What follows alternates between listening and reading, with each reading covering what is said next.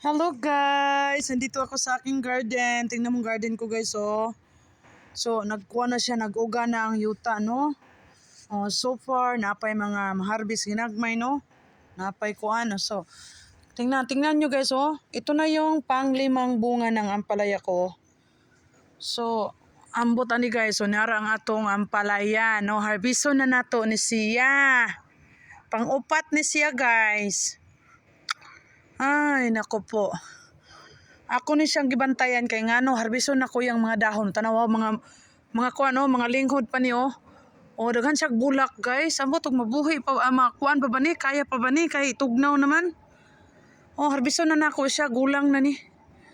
Ayan, harbisin na natin mga guys. Samahan niyo ako. Ayan. Ako dyan naghimo og mga udsog-udsog ana guys oh. Tara guys, so harbison na to.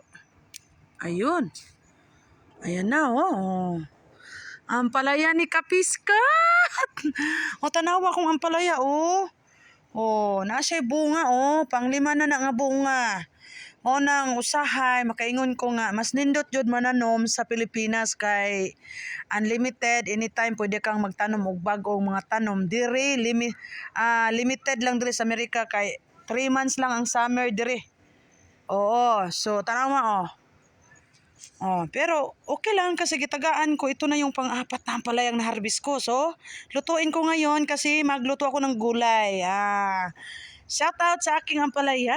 Thank you. Salamat din sa mga nanood ng aking mga vlog. Oo, tanawan niya ako mga kamatis. Oh. Wala na ko diri kay nag-focus sa akong garden guys no kay kabalo naman mo nga kuan magtugnaw na. So, kung unsay ma-harvest, so naka-harvest ko pang 10 harvest ko na sa aking beans. Ayan o. O, diba? O. Shoutout sa ating ampalaya dyan. O. Shout out.